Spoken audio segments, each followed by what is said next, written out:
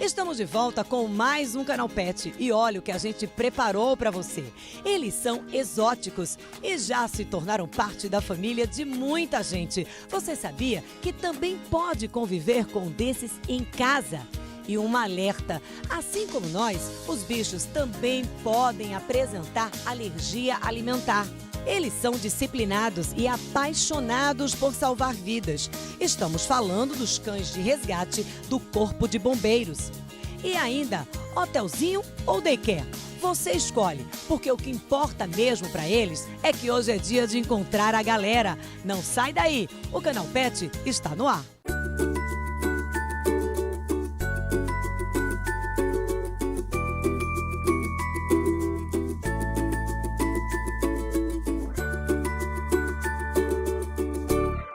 A alergia alimentar é uma resposta imunológica exagerada do organismo contra substâncias presentes em alguns alimentos. O Canal Pet conversou com a nutróloga e descobriu que o problema não é tão simples quanto parece. As alergias alimentares nos pets, tanto nos cães como nos gatos, elas são mais comuns nos cães, sim, em relação aos gatos, mas a idade específica ela começa a aparecer a partir dos 6 meses de vida e vai até os 2 anos de idade para se iniciar.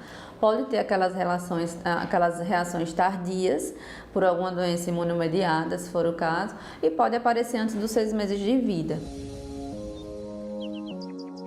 Na maioria das vezes pode ser vômitos seguidos de diarreia ou outros pacientes eles podem apresentar também prurido, que seria coceira. Tanto região de lábio, boca, orelha, mordiscar bastante as patinhas, que às vezes pode ser confundido com estresse. Se é um paciente que tem uma alergia que se demonstra na pele, a gente trata a pele junto, tira todos os outros fatores e mexe junto com a alimentação. Depois vai redesafiando esse paciente para ver se realmente é alergia alimentar. No caso do paciente com doença inflamatória intestinal, tem que ver se o que leva ele a ter essa sensibilidade é o alimento propriamente dito ou se a inflamação que gera essa alergia. Então, por exemplo, tem pacientes que têm doenças inflamatórias intestinais que depois de muito tempo a gente redesafia ele com um determinado ingrediente e ele não apresenta mais sintomas, então era uma coisa momentânea. E tem pacientes que às vezes pode sentir beliscar só aquele determinado alimento que aí já desarranja todo. Na grande maioria das vezes a gente faz a exclusão realmente alimentar.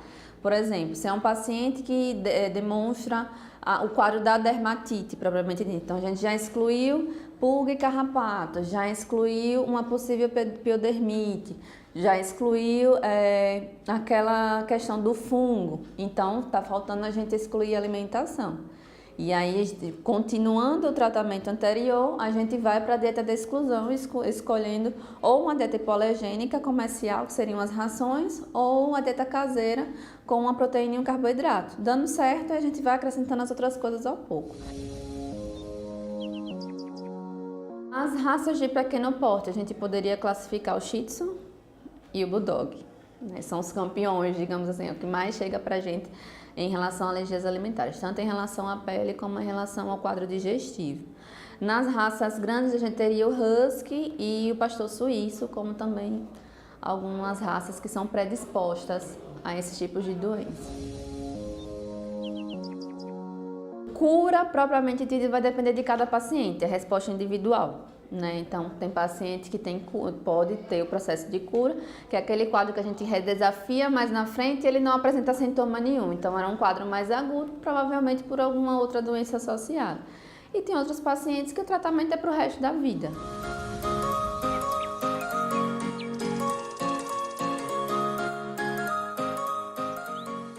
Eles são pequeninos e um pouco mais trabalhosos de serem domesticados. Mas não é de hoje que os animais silvestres levam um encanto ao dia a dia de muita gente. O especialista Alexandro Machado é taxativo. A procura pela criação de animais silvestres em casa só tem aumentado. O mercado mudou muito dos últimos anos, dos 10 anos para cá. Porque as pessoas hoje não querem ter mais filhos, praticamente, e acabam transferindo esse sentimento para os animais.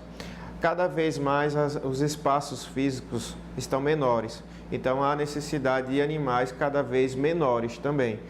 E com isso a gente vê uma rotina cada vez mais frequente de aves, pássaros, roedores, coelhos presentes nas nossas casas. E você, optou por um animal silvestre? Cuidado com a alimentação. Existem as particularidades, né? Então, nós temos mais de 9.600 espécies de aves. Dentro dessas 9.600, existem grupos. Então, nós temos aves que se alimentam somente de grãos, nós temos aves que se alimentam somente de carne, temos aves que têm um hábito misto, que se alimenta, no caso de sementes e frutas. Então, depende da espécie. Assim como também nós temos os jabutis, os répteis, né? Então, jabutis. Então, as pessoas oferecem muito para os nossos animais, os nossos jabutis, muitas folhas, principalmente alface e tomate, que é utilizado. Sendo que essas alimentações, essa dieta, é uma dieta desequilibrada para esses animais. Então a gente precisa nutrir com proteína animal, ou seja, com carne, com frango. Hoje em dia existe ração extrusada. O que é ração extrusada? É uma ração peletizada, como se fosse uma ração de cachorro, só que própria, no caso, para agapornis, calopsitas, jabutis. Então tem específico para cada espécie.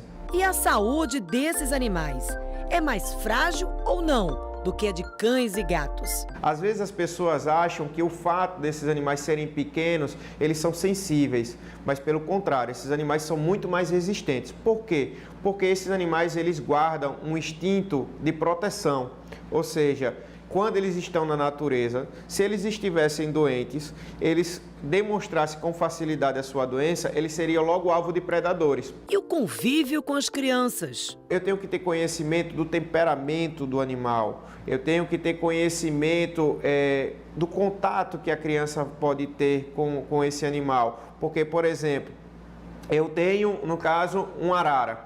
Eu não vou dar um arara para uma criança de 3 anos. Porém, eu tenho uma calopsita.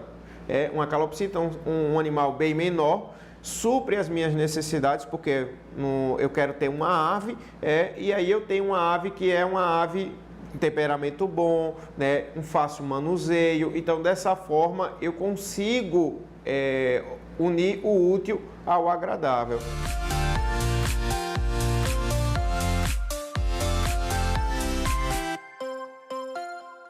Depois do intervalo, eles são corajosos e reforçam o grupamento de busca e salvamento do Corpo de Bombeiros de Sergipe. E que tal avaliar a escolha de um plano de saúde para o seu amiguinho? A gente volta já.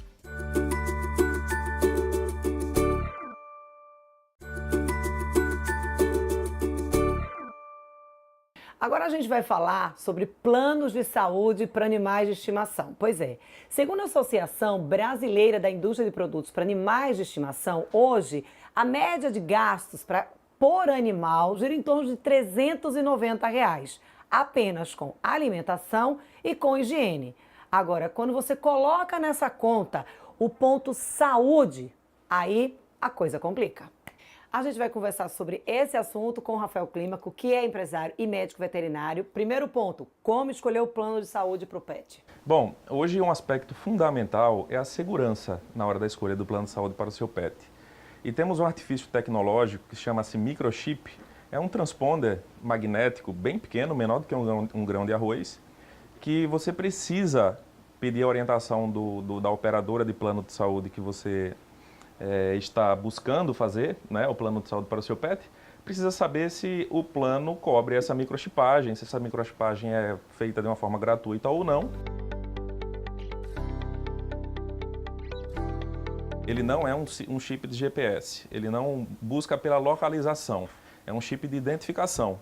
É um chip que tem um sequencial de 16 números, que não são repetidos, é uma numeração única, e que serve como identificação mesmo, igual ao nosso CPF. Então, por exemplo, ele não encontra um animal, mas uma vez que esse animal ele se perde ou foge, serve para você validar que esse animal realmente é seu. Então, através de uma leitura, existe um leitor de microchip, é esse leitorzinho aqui, nós clicamos sobre o microchip e ele, através de uma frequência, um sinal de frequência, ele acaba mostrando esse sequencial e você, por ter a validação e o certificado que, né, participa desse microchip, é dona desse animal que tem esse microchip, você acaba assegurando que esse animal, que esse pet é seu.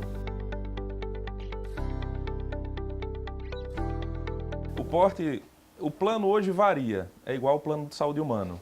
Hoje uma criança tem um valor, uma faixa etária, o adulto ele acaba compreendendo outra faixa etária e isso é caracterizado pela zona de risco. É claro que um animal jovem ele tem menos probabilidade de adoecer e por isso o plano dele acaba sendo um pouco mais barato. Temos vários produtos, cada um para a sua necessidade. Temos planos, por exemplo, o plano Flex é um plano que começa com consultas, com vacinas, com exames, com ultrassom, com raio-x, porém esse plano não te dá uma cobertura para cirurgias. Já um plano intermediário, ele dá direito a tudo isso que o plano Flex dá, né? Ele tem essa cobertura de consultas, exames, enfim, e também tem a cobertura de cirurgias, anestesias e internações. Todo plano ele tem uma carência e tem a quantidade de itens para a utilização. O plano de saúde veterinário ele mimetiza um plano de saúde humano. É praticamente igual, o que muda são as espécies.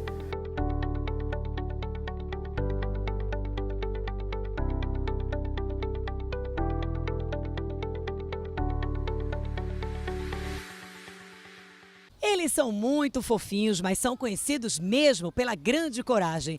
Estou falando dos cães treinados para atuar nos resgates de vítimas perdidas em matas, nos escombros e até em afogamentos. Jimmy, Sniper, Sunny, Fire.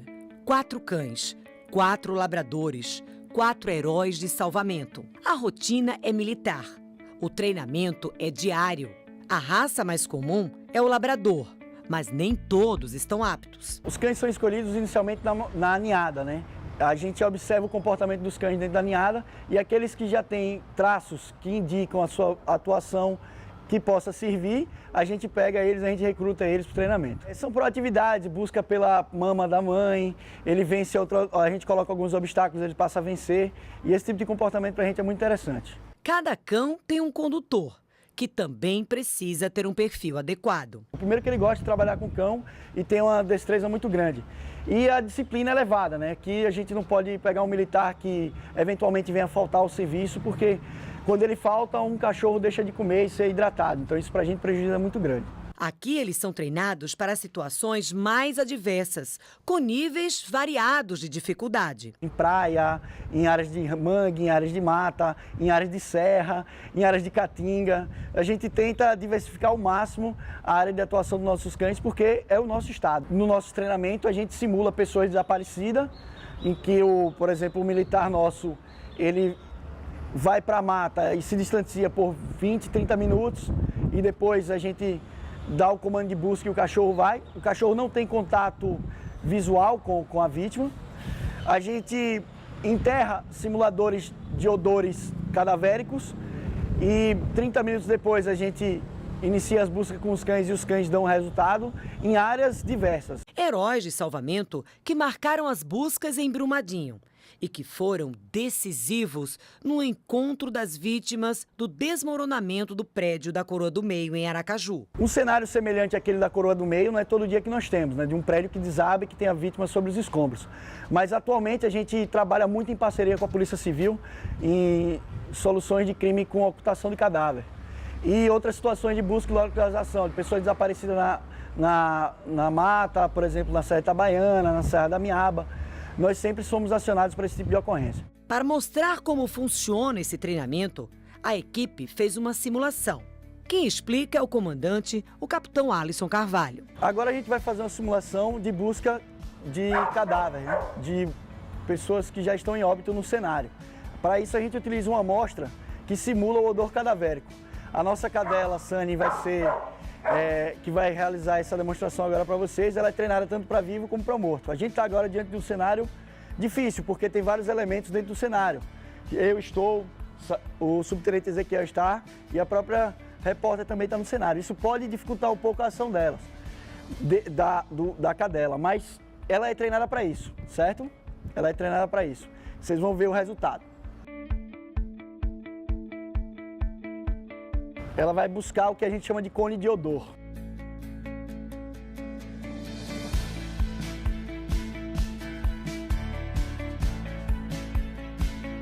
Aonde a fonte demonstrar um odor melhor, ela vai sinalizar.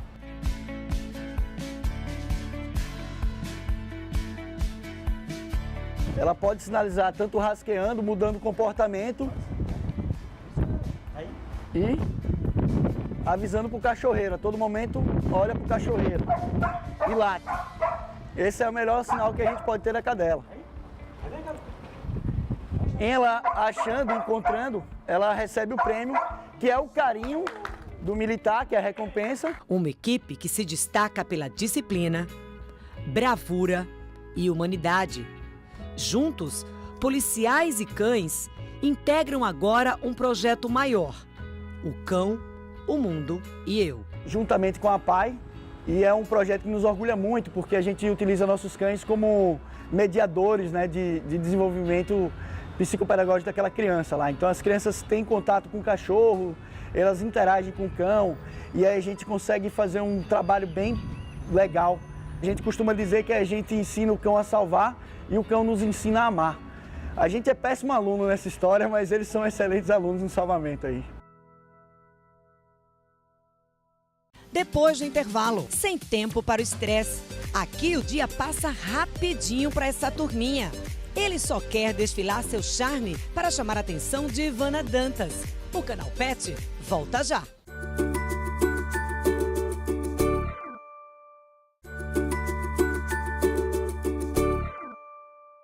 Um ambiente seguro, professores treinados e frequentadores do barulho.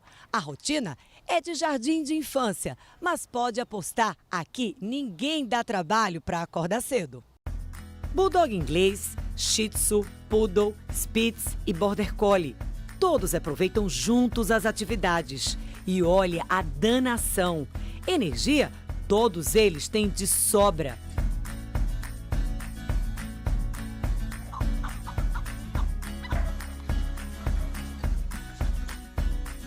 Diferente do serviço convencional de pet hotel, o daycare funciona como se fosse uma creche para os cães. Ou seja, os donos deixam aqui para eles passarem um turno ou o dia inteiro socializando com outros cães. O pet hotel é uma necessidade que o dono tem quando precisa fazer uma viagem, quando precisa se ausentar. O daycare já é para suprir a necessidade dos cães. Então, a gente cria uma rotina para eles, né, para eles não ficarem só em casa, né, entediados, ansiosos, sem fazer uma atividade. Então, eles vêm para cá, passam o dia aqui com a gente, fazem várias atividades. Bacon é novato no daycare. Se adaptou fácil ao grupo, mas ainda está em fase de monitoramento. Cada cãozinho novo que chega aqui precisa passar por uma avaliação comportamental. É um dia experimental que ele vem para cá, fica sem o dono, então a gente vai analisar o comportamento dele sem a presença do dono, na presença de outras pessoas, na presença de outros animais, em um ambiente que ele não está habituado. Muita energia tem essa raça, o Bulldog, né? O francês, ele tem que gastar, né? Então, só vejo com a interação, né? Com outros animais que aqui adorei, né? Espero que ele goste também, né? Na outra turma dessa creche ficam os maiores, mas não menos danados. Tem pastor, husky, golden, border collie. Aqui todos interagem com o monitor, mas a brincadeira já é, digamos, mais pesada.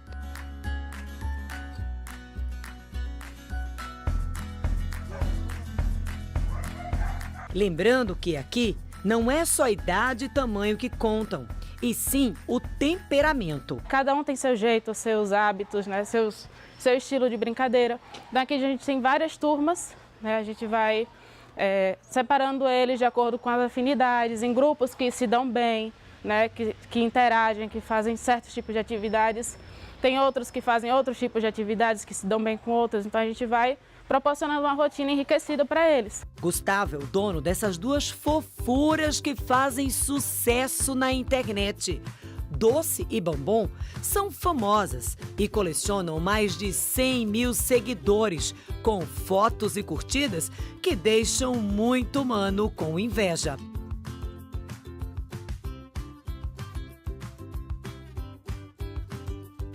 E é aqui no daycare, que a gente chama de creche, que essas lindezas gastam a energia. E o dono é testemunha na mudança do comportamento. A vantagem é mais para eles do que para a gente, né? Aqui eles vivem vida de cachorro, né? A gente tende a humanizar os cachorros em casa, ele precisa correr, conviver com outros cachorros, né? Para ele não ficar um animal ansioso, não ficar um animal destruidor. A gente só sabe de uma coisa: com essa danação o dia inteiro, essa turminha vai chegar em casa bem tranquila. Chegam em casa descansados, felizes, sem estresse.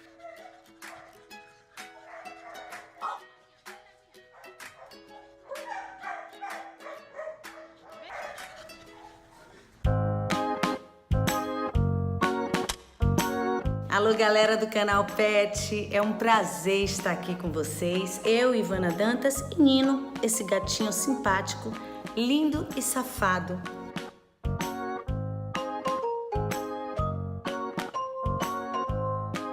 Falar de Nino para mim é uma questão de superação e amor ao mesmo tempo.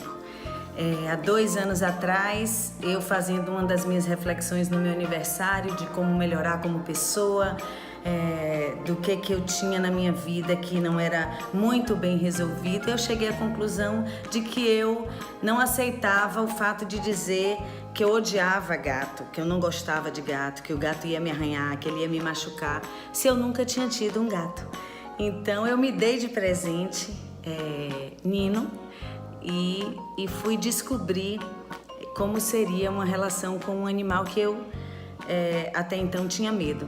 E eu descobri que foi maravilhoso.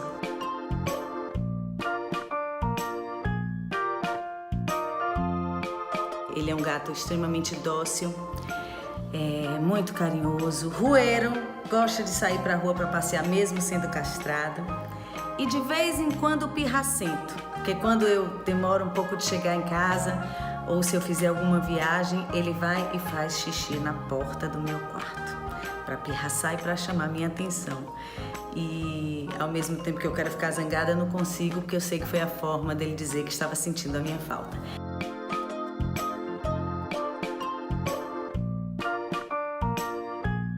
Então, minha relação com o Nino é essa relação de amor, de superação, de dedicação. Ele é muito apegado a mim e ao meu filho e nós estamos muito felizes de tê-lo nas nossas vidas.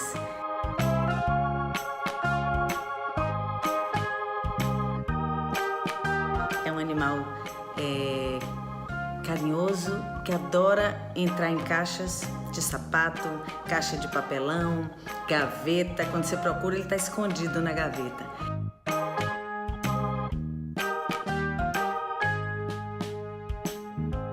E eu quero agradecer a oportunidade que eu estou tendo de falar um pouco dessa minha história com ele. Obrigada e um beijão para vocês. Tenham um gato.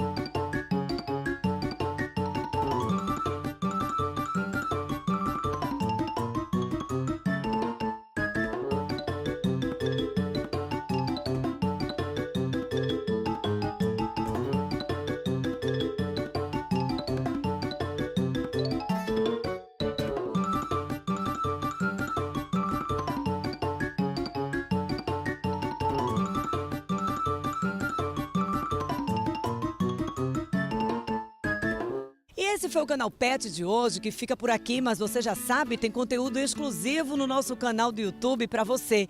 O e-mail e o WhatsApp você já conhece, então corre lá e manda logo a sua sugestão.